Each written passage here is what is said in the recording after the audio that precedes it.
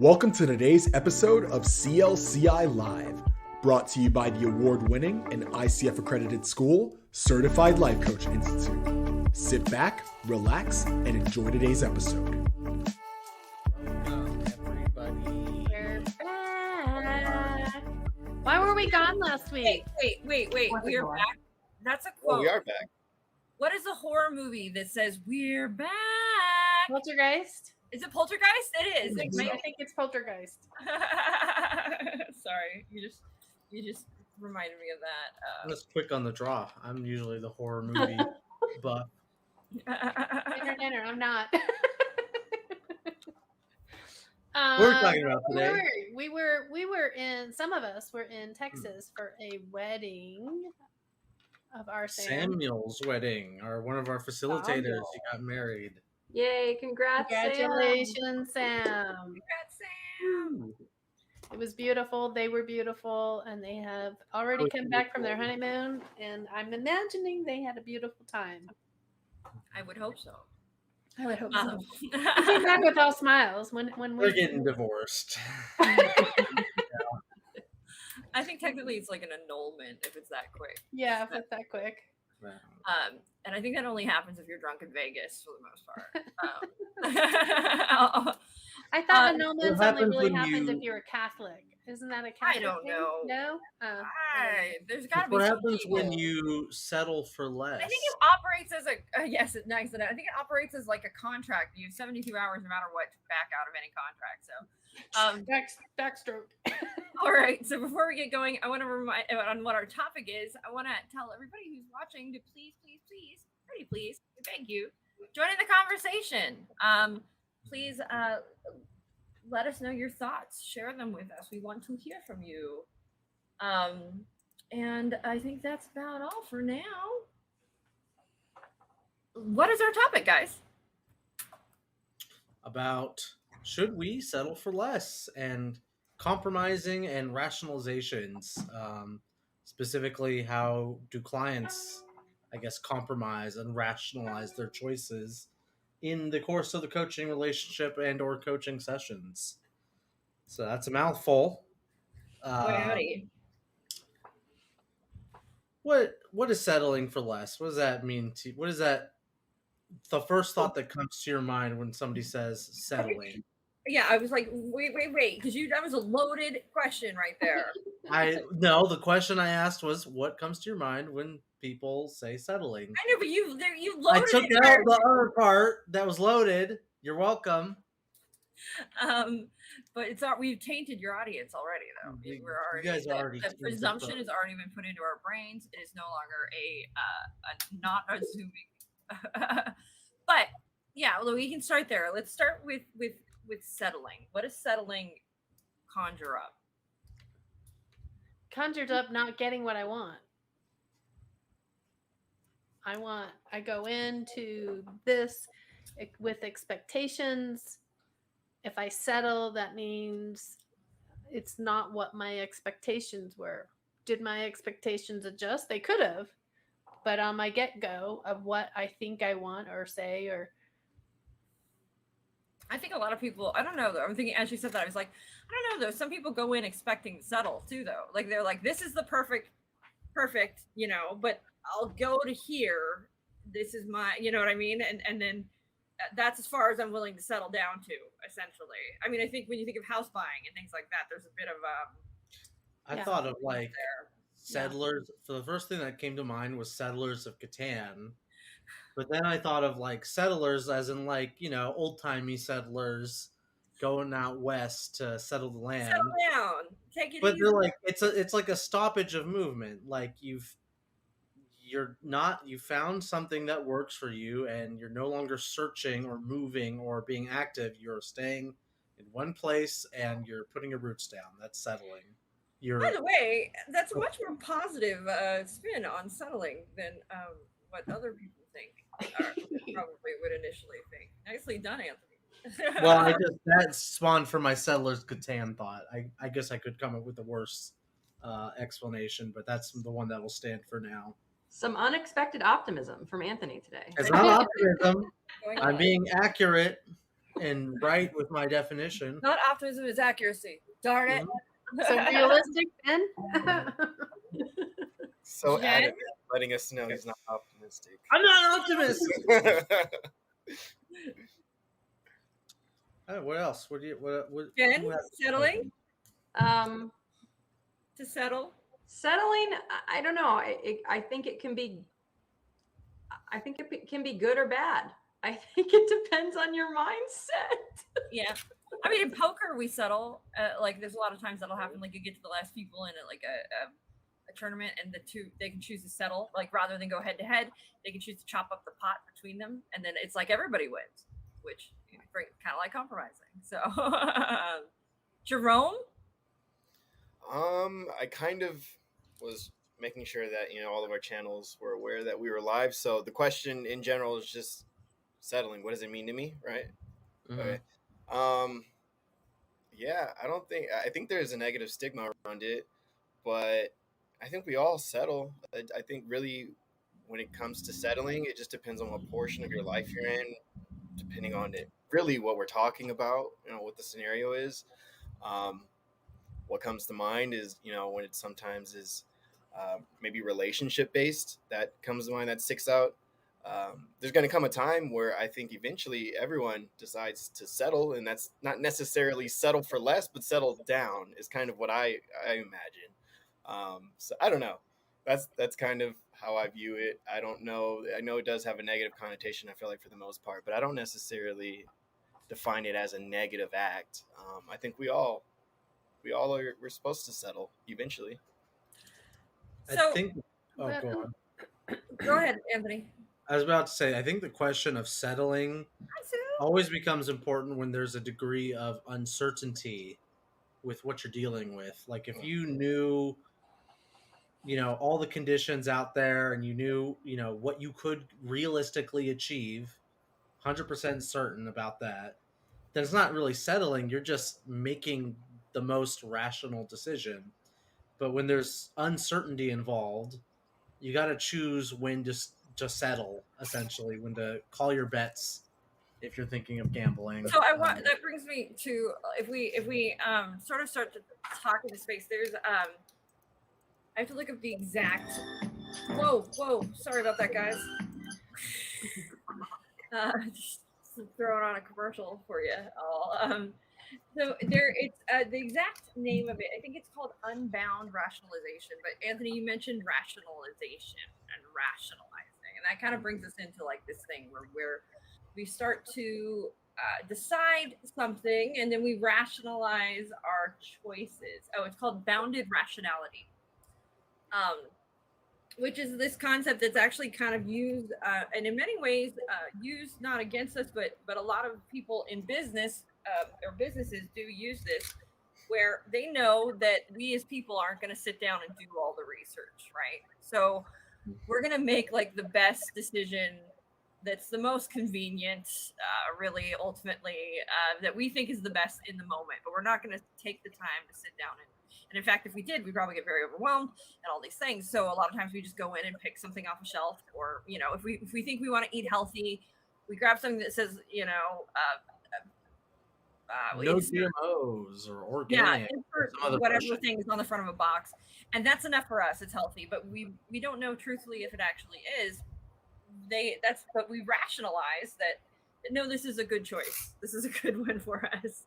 And it's often done sort of as a way to quickly make decisions for us. And Jerome? If you think it's a good choice, then isn't it a good choice? I would think so. No.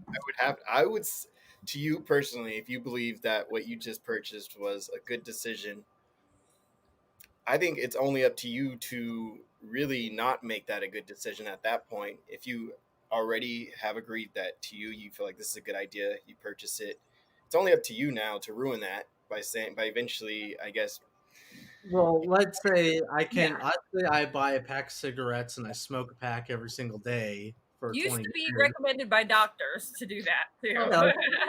Well, let's just say I can rationalize that. Say, well, nicotine, helps me focus and lessens my appetite, so I'm skinnier too, and that's healthier. Now that I'm not overweight, and I smoke cigarettes every day, Mhm. seems like a good decision. And then lo and behold, boom, I've got lung cancer. Now, the skeptic in me, if I'm being extra spicy, I'm like, well, there's no real proof that the cigarettes gave me lung cancer. You can't actually prove that with 100% certainty. But realistically, you could say that you can make bad decisions that are ultimately bad for you in the long run, and you can justify them however you want at the time to say this is the right decision. Mhm. You can do that with, I think, any bad decision. Oh boy, do I on occasion. Yeah, Brooke does all. Anytime I eat ice cream, I certainly am making an excuse. for But don't. myself. So do clients do that kind of stuff all the time? When, let's say you've had your session with them, maybe 2 sessions with them, you come back and you say, how did your action plan go? And they failed to accomplish what they set out to do. In your guys' experience, is it common that they have a bunch of rationalizations as to why they didn't, do what they set out to do? Yes. I mean, there might be the rationalization, and as I'm going down the checklist of the different things I've heard them say, yeah, it could be. They could change their mind, but that still a rationalization? Yeah, that's still a rationalization if they change their mind, right? Because that detachment from that commitment they set up for themselves on the beginning, they somewhere lost that motivation in the middle, and so no longer are they interested potentially in that.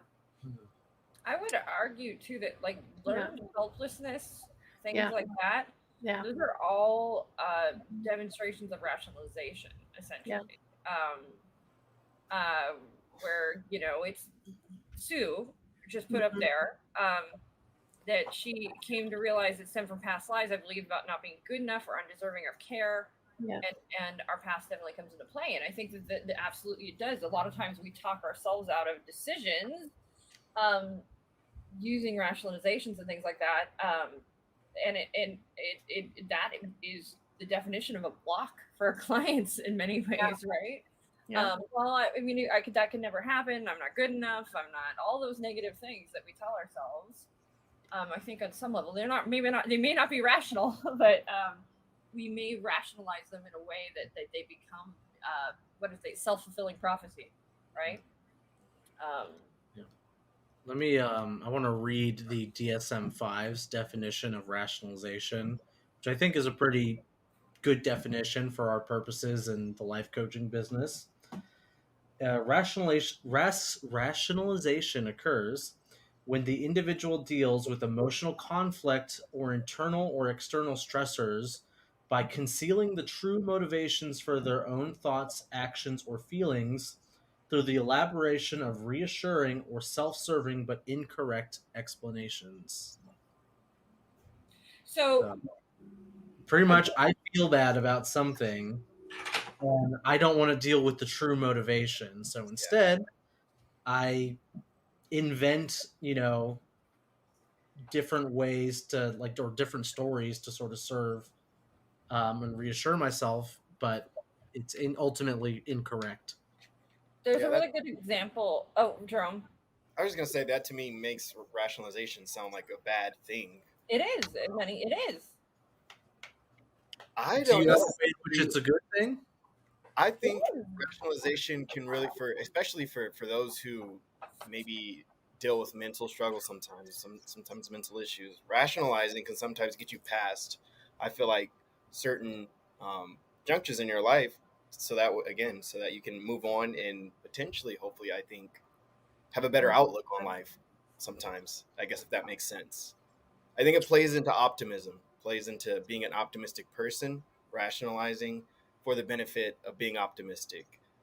Again, to help your outlook on life. I Not just all the times. I would say Hmm.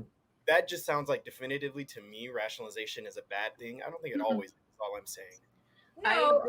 I agree with Jerome. I have an example of it too. In my Mhm. last job, it wasn't the right job for me. I knew it, but I rationalized that I had something left to learn there. So I stayed seeking whatever it was I decided that I had left to learn there. And that kept me in that job. That was my rationalization. But was that ultimately true, though? Was it a correct explanation as to why you stayed at that job? Did I you mean, have something left I to did. learn? Yes, I did. I did ultimately learn exactly what I needed before I moved on. Okay. That's true for me. So is that a rationalization or just the correct, Just the truth. just the truth? It sounds kind of like a rationalization in the way that did you know what it is that you needed to learn from the job? Not exactly. So it sounds like the rationalization was there's something left to learn. What did you learn from that job, or when did you learn what you learned from that job? I learned how to deal with challenging people and have compassion for people that I thought were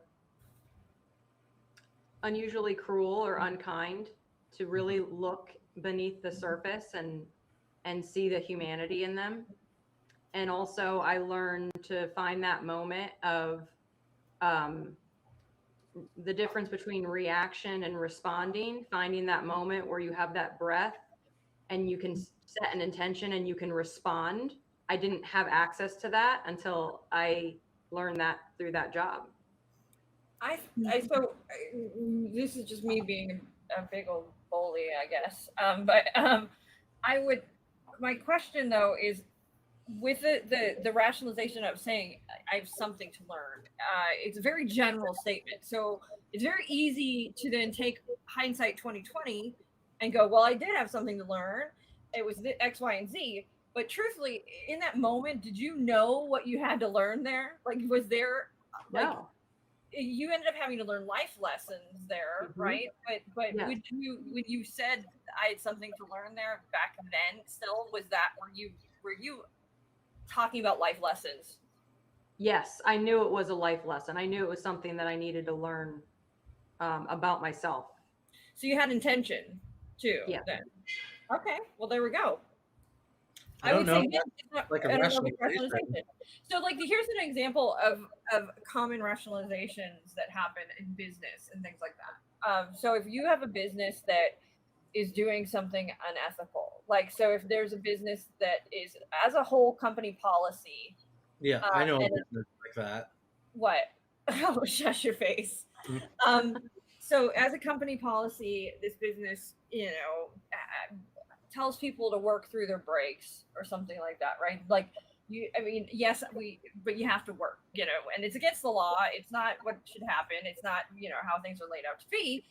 Um, but nobody's saying anything because they because they're alone and they're like, I can't make a change. I can't do this. I'm only one person.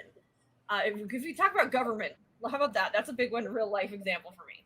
I was reading an article today, and this kind of hit home about just some terrible things that are going on in the world, and with regard to like our laws and like the loopholes and these things, and just the amount of gun deaths and things that are going on, all these things, and being somebody that has been a victim of violence, they have a loophole which is just bananas. So it's called the boyfriend loophole, where you can still go out and buy a gun, and as long as you've never, even though you have been somebody who has abused somebody in the past and like been physically violent, as long as you weren't married to them, you can still, I mean, that's so as long as you weren't beating somebody that wasn't your wife, you can still go out and buy a gun. And I was like, how does this exist in this world? Like, am I raw?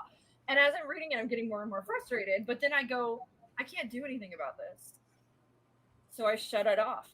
And I just said, I'm just going to stop reading because I might get upset in this moment, but there's nothing I can do. But that's a rationalization, truthfully.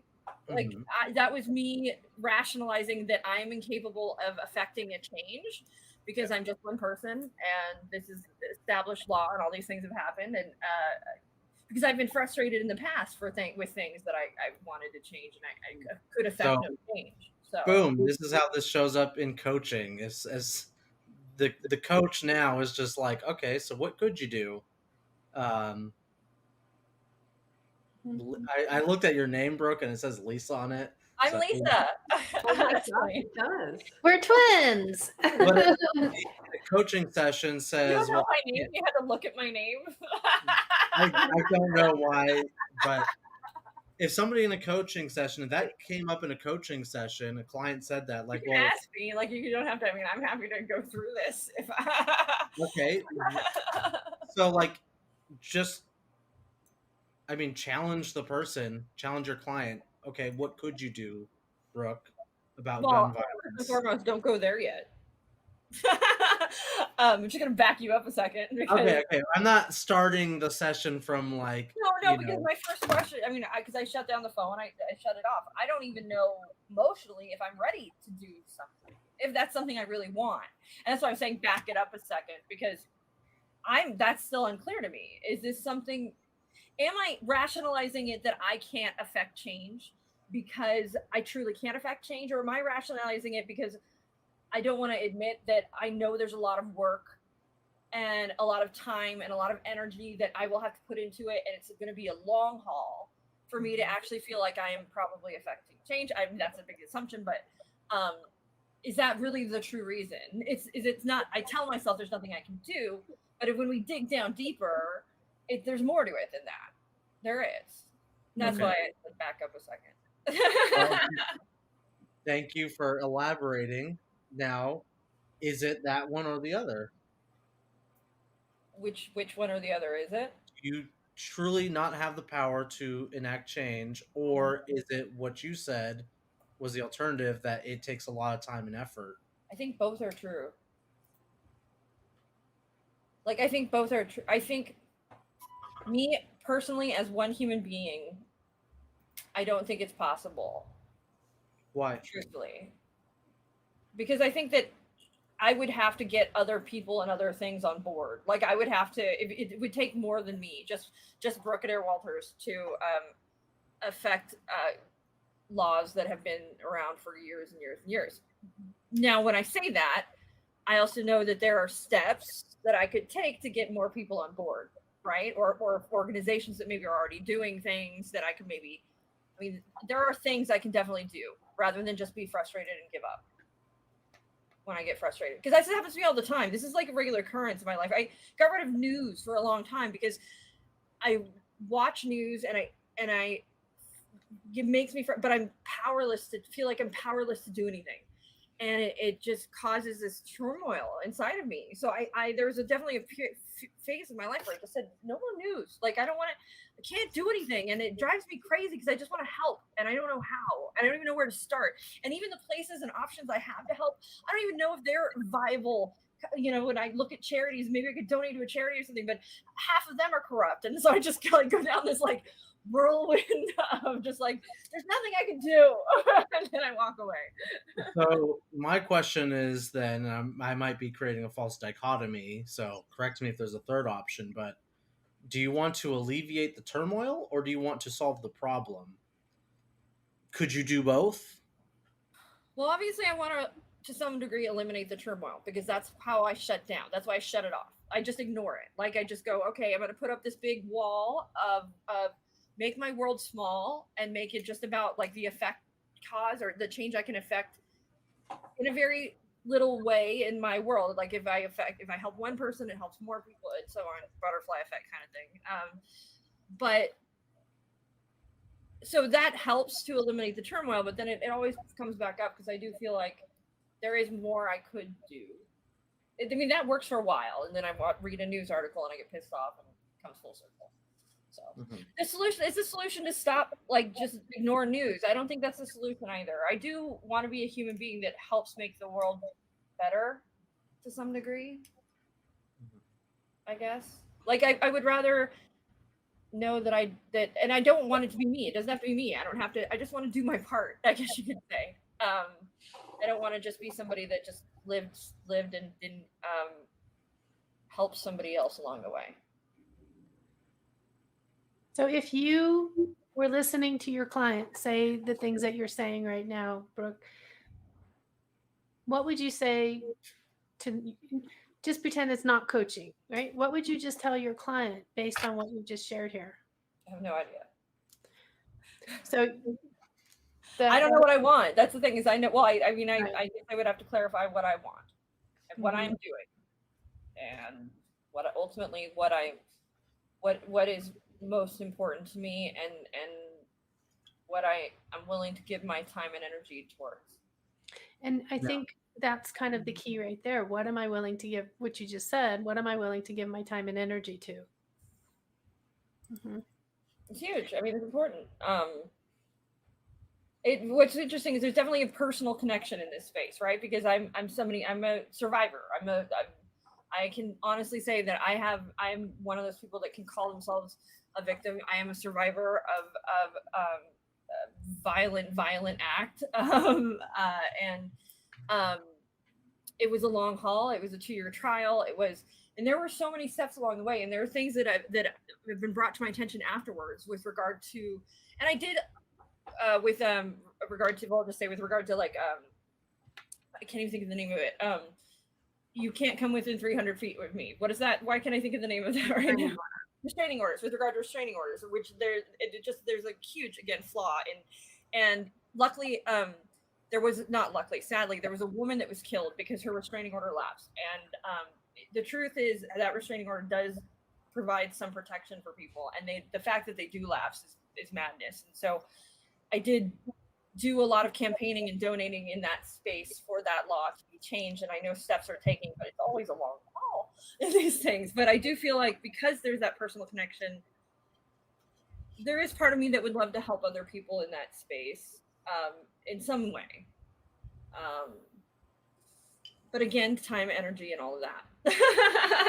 So I feel like when but I guess I am like, that's the other flip side of the coin. I love what we do because I feel like what we do is not, it's something that is helping people better their lives, for sure. And then there's so many things that go on in this head of mine with regard to, well, I can't help people until they want to be helped, blah blah blah, and then so then I write poems and I post them in survivor groups. Wow. Yeah. But this all stemmed from challenging the rationalization that Yeah, you can't do anything. So for the coaches watching this, watch out for the rationalizations that your clients will come up with for their decisions, or decisions to not make a decision or not to commit to an action. You can get a lot of work out of a rationalization. What's funny too, in the back of my head, as you know, as I'm sharing, I know that selfish Brooke, enjoys her free time and enjoys her life when she's done working, and has been somebody that worked a lot, and knows that if I wanted to really go down the long haul campaign of this, it would be a lot of work. And so I don't know that that's who I am or what I want. So then I go, okay, well, what's the easy solution? I could just donate to something. And that's, But, I mean, that's, Brooke, you mentioned something. You mentioned that you write poems and you post them in survivors groups, and that really, yeah, I mean, that really struck me. What if that was enough?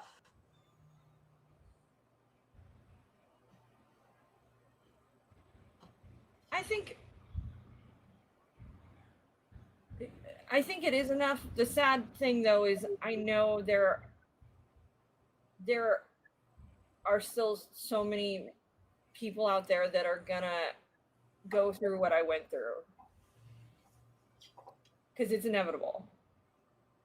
And so I feel like posting poems it's gonna make me cry, by the way, in survivor groups helps after the fact, but how do you help somebody so that they don't have to go through what I went through?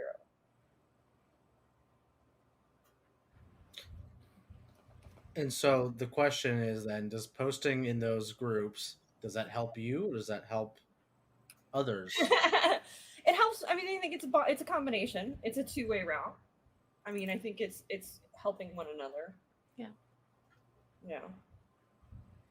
And now I'm putting on my Dan hat now. So now what going through my head right now though is like what just helps me in this is I did do something that hopefully helped other people not have to go through what I went through, and that was be a witness in my trial. That was write a witness statement and make sure that the man who attacked me went behind bars. And there's a lot of people who are victims that don't do that, that are too scared to do that. But I did that, and I did that knowing that if he was out on the street, there's a good chance that somebody else could go through exactly what I went through. And so I did do something ultimately, and I did do my part. So that's fair. I don't have to, I guess, again, necessarily change everything. I did in a small way, my way, do what I could to make sure somebody else didn't get hurt.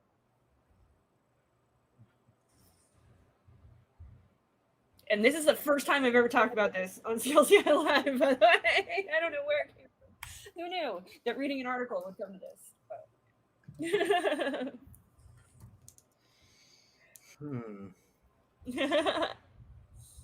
I know part of this conversation also had the word compromise attached to it, right? Is that the word that we find to be more acceptable when it comes to? I think there's similar concepts. Compromise, I think obviously there's a very distinct, I think, amount of factors being played in that. It's more than one, to me, I think. But I just want to talk about compromise a little bit. Do you guys feel like that's much different than rationalization? Rationalization. I think that there is. Whereas rationalization deals with uncertainty. Or wait, no, I'm thinking of settling. Yeah, with rationalization, that's sort of like done like ad hoc post whatever event happened. The event happened. Looking back on it, I rationalize it somehow. Yeah. Or not even looking back, I could say that I'm going to do something in the future that I know I tell myself I shouldn't do, but I'm going to rationalize it to make myself feel better. Compromise. That's huge. Wait, though. That I think that's so critical. The fact that you said to make myself feel better. Mm-hmm. Or detach. Mm-hmm. To make myself feel better. Because ultimately, I think rationalization, that's what that's about. It's to make myself feel better. Because ultimately, something in me is not feeling the best about this. So I'm doing this, I'm rationalizing it to make myself feel better. It's protecting you from your own feelings about your own behavior. Yeah. Whereas a compromise, it seems to be accepting something that is less than desirable. Or now, I don't think of it that way though. I think of a compromise as like you're looking at everything that's going on, right? You're looking at the possibilities, and maybe you're working with somebody. It may not even have to be. It could be a compromise you're making with yourself or your time, but you essentially go, okay, this is what is possible.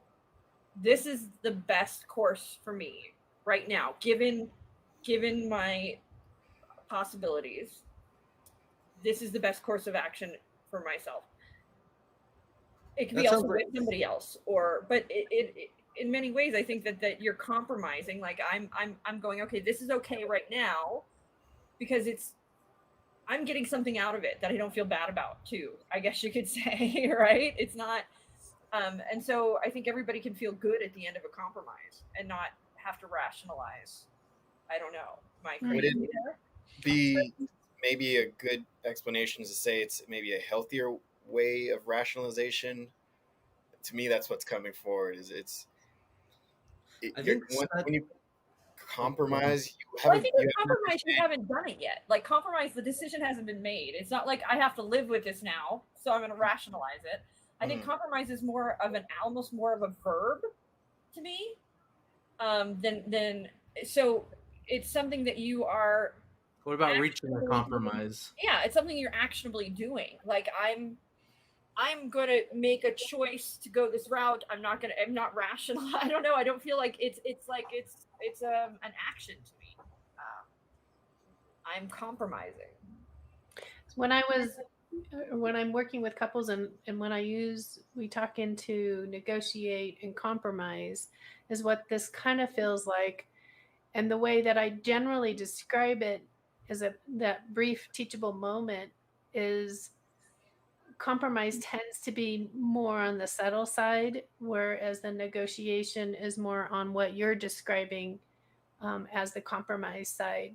The idea, even with the couples, it's the negotiation is the piece that, we find out what the common ground is, right? We don't have to discuss that. We talk now about the areas that are troubling or not common or whatever the correct term is there. What things are we already willing to release and not have part of the conversation? What parts are not important? Um, Whereas compromise to me is that settling for um, something that you didn't intend.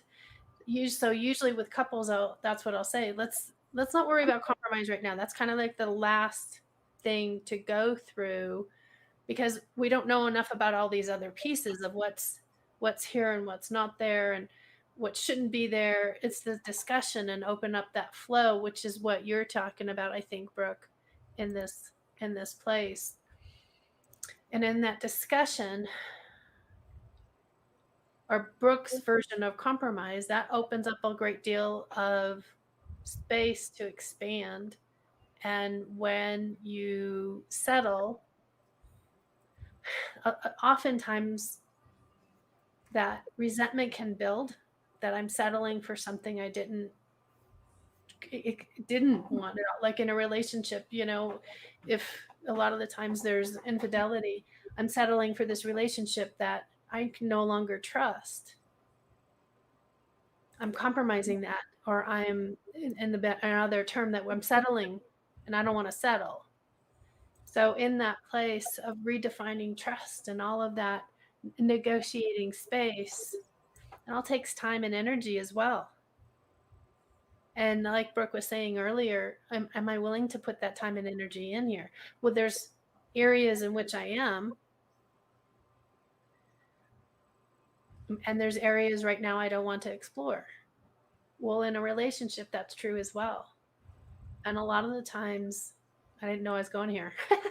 A lot of the times in that relationship, I mean, you guys are in California, Orange County, there's a huge divorce rate. I'm not willing to put in that effort in a place that I don't have confidence in, that has, it's not a relationship doesn't do a return on investment, but let's just say it is that return on investment. Can we pull it back together? The cool thing, even say that John Gottman has come up with his team the ability to put game theory, which is going to be interesting to Brooke and Anthony, game theory to rebuilding trust. That's all this. And I know we're not talking about trust, but that I think is part of all of the settling and where one goes with compromise and negotiation. What are you going to say, Brooke? What bothers me about, as you were sharing, compromise and settling is it feels finite to me, right? Mm-hmm. Like I get in business if we're settling, the contracts that we're parting ways. Okay, that I can wrap my head around. But when you're talking about life, I think that we're doing a lot of presumption, like I'm compromising. Like I know how this is gonna go, and it's gonna be crappy, and I'm not gonna get what I want out of it, and then, but truthfully, you don't know. You don't know anything. So it could actually be shut up. and that's where the coaching comes in, is hope, is bring in the possibilities and that hope, like you're just saying right here. For them, the thing that holds them together is they still have love for each other, right? They don't hate each other, they hate what happened. And work around that resentment pieces. I don't want to settle, I want us to, and they'll usually say, I want us to get back to the trust that we had before. but it's not ever going to be back to that. It's got to be whatever it is today and the build from there. Anyway. I want to bring in maybe a different, I guess, more negative definition of compromise. Less interpersonal, where it's like, oh, it's like between two business people or a couple in a relationship or, friends choosing where to go to eat, but more interpersonal or more personal. Like I've compromised my morality, or I've compromised my goals or my Or my aspirations. values or My values are compromised. I'm compromising who I am as a human being. Yeah. How do you think that differs from, I guess, what we've been using so far for settling and compromising? I don't think it differs very much at all. It's just a personal application, right? It's a like I am essentially bending or letting go of or allowing things that I otherwise would not allow for one reason or another. And then when that happens, what do? We rationalize. Mm-hmm. I had a relationship that was not a good relationship, and I kept feeling like, oh my God, I'm compromising who I am as a human being. Like, I know this is not right, but I am allowing this right now for, a myriad of reasons. But I would then rationalize, well, this is why, this is because it's easier, because you know it, because you're not good enough, because you're not, and that's why you don't leave. And that's, all these things go on. Even though deep down in my core, I knew this is not right. This is not me. This is weird. This is, and I had to get to a point that, like Jen in her job, that I was ready to move. Like I was ready for that change, that movement. And that's what's interesting is one of the things that I was watching today on this specifically. They talked about that. Like there's a couple things you can do when you to help somebody who is in this rationalization space, right? Like somebody who's in that relationship that they want out, but they're justifying staying, or in that job and they want out, but they're justifying staying. And it was a very coachable, one of the things they said was a very coachable moment is, well, ask them about what would have to happen in order for them to get out, in order for that to change. What would have to happen, and get them thinking about, okay, well, sort of thinking about that planning. Instead of saying you need to get out, this is what you should do, you've opened that conversation, that coaching moment. Well, what would have to happen? What would, what has to happen for you to leave?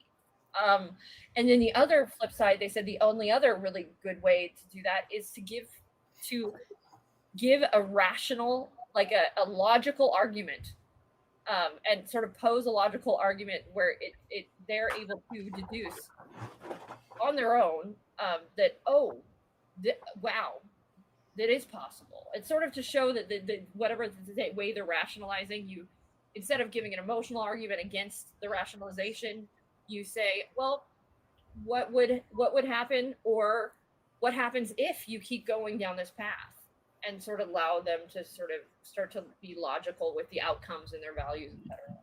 So the question I wanted to ask Jen way back when, before we knew her, is if you're sticking around at your job because there's something to learn, what if there's nothing to learn?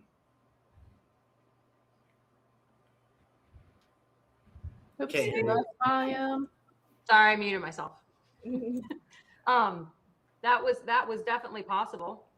It was possible that I was just scared to leave, because then I'd have to try, put an effort, right?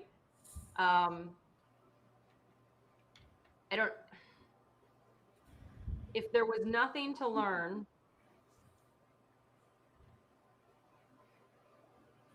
I mean, but there was. There was, and we know that in retrospect, but,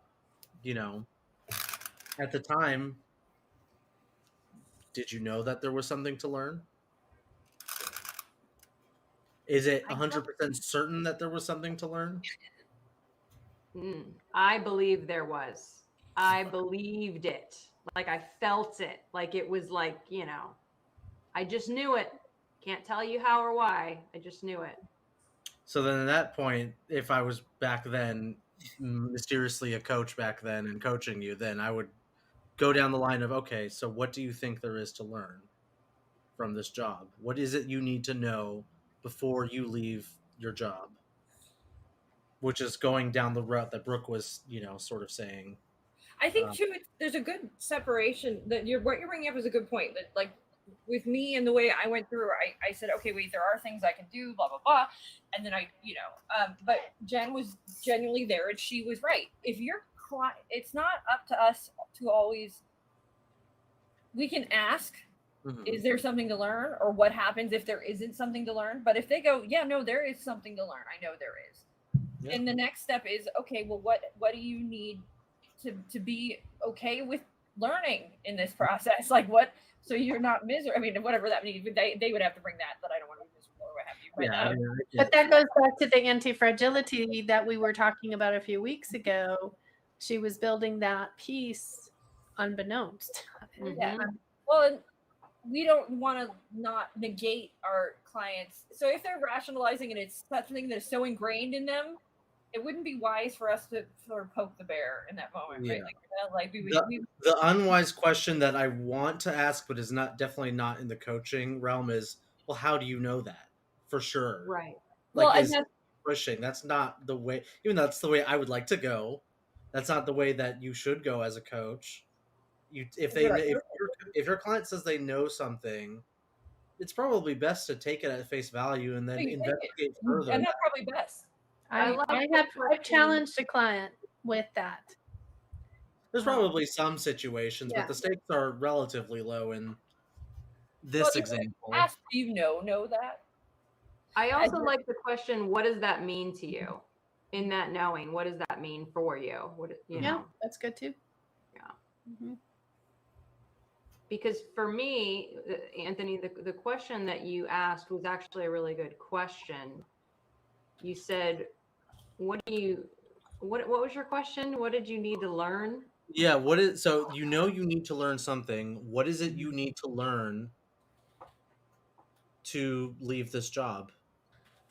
I've got another way to word that question, but we'll stick with the wording right now. What is it you need to learn?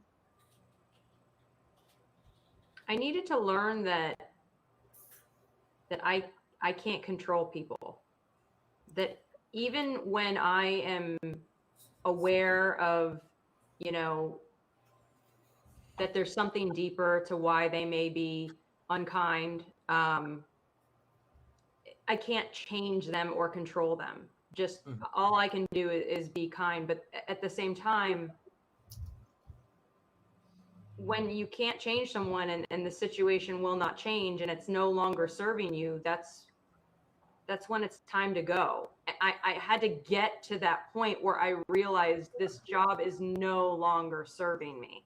I have nothing left to learn here.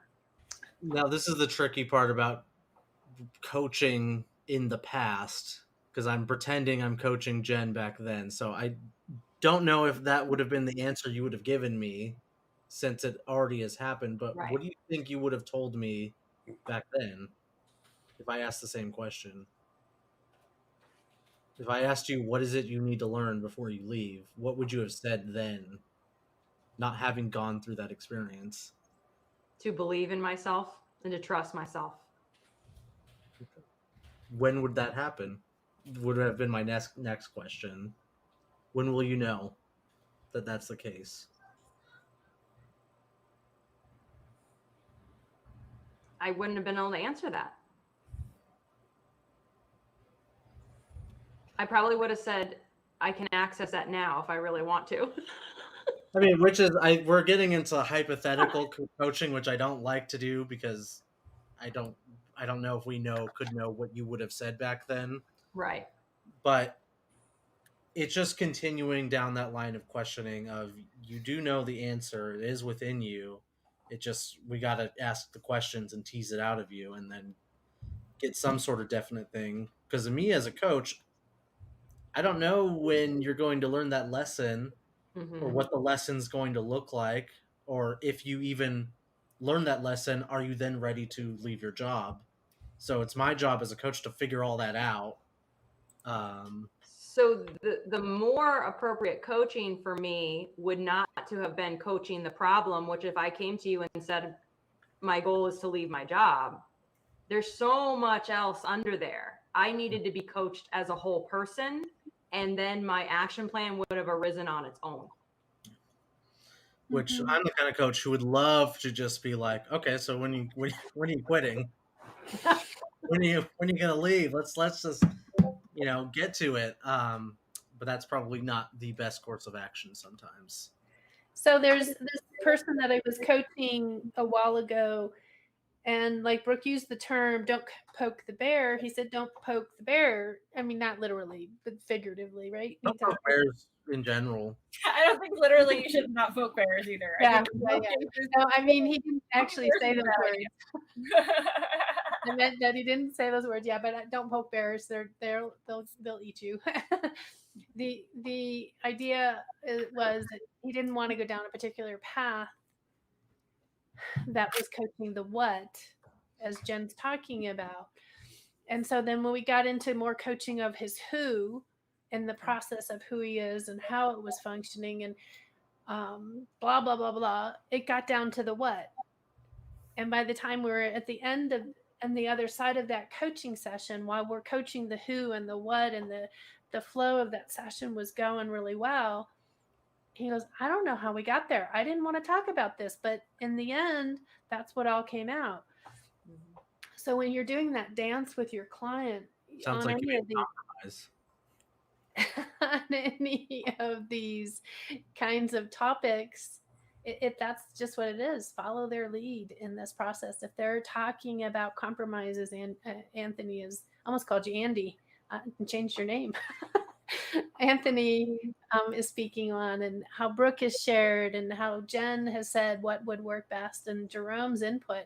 All of this is your dancing with that client and following their lead to best find that, and we call it flow, sweet spot, whatever you would want to say. It's finding that place where they're expanding, that they can expand their next experience on what they want to do. We're not literally dancing with our clients. Yeah, you may. No, I'm just kidding.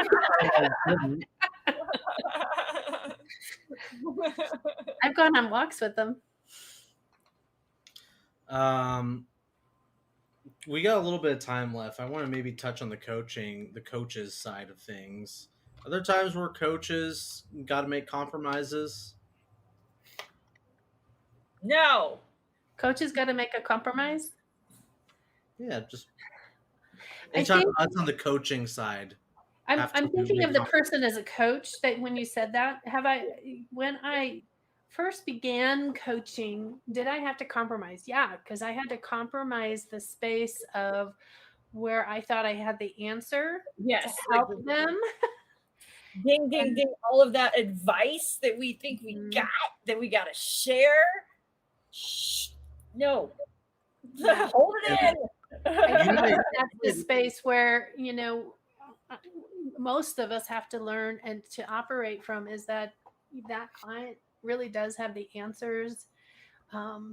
There's, as we go through the different levels of who we are in coaching, we at what we're calling our level 1 and level 2, we really try to hold true, especially in one, more closely to the what, and add the who in there. Our level 2 is adding much more of that who.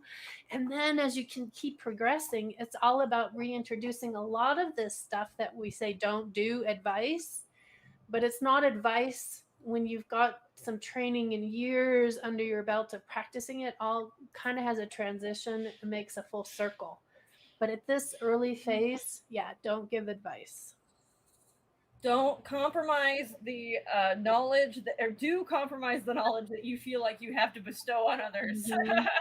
Settle for not speaking about it. Rationalize that you should not be giving advice. Whenever they ask for your advice, you just respond with, well, what do you think? Just turn it right back around and let them answer their own question. I had that moment just this week, like where somebody, you're the coach, you should be telling me what to do, and I was like, no,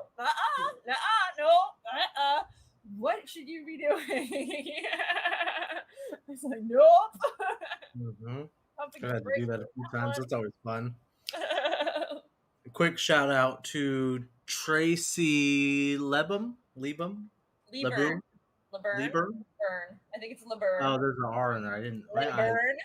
Leburn for taking our class and getting certified this Sunday. We're excited for you to get started too.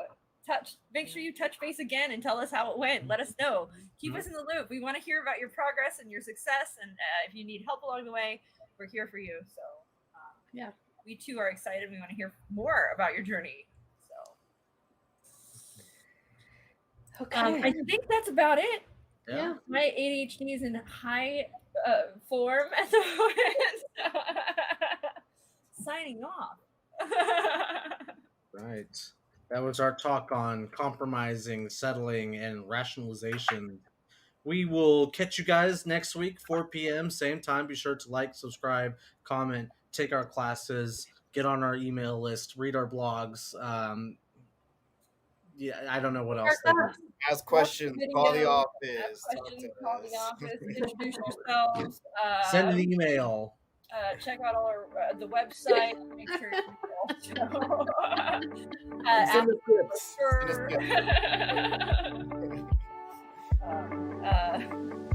That's it. Hey everyone, thanks for tuning in to today's episode. Once again, this is brought to you by Certified Life Coach Institute. We're an ICF accredited school who certifies our life coaches in 3-day online intensive courses. In addition to other podcast episodes, feel free to check us out every Tuesday at 4:00 p.m. Pacific Standard Time on YouTube or Facebook for our CLCI Lives, where we get together and discuss various topics that are centered around sharpening your skills so you can become a better certified life coach. For more information, feel free to visit us at certifiedlifecoachinstitute.com. Until next time, be well.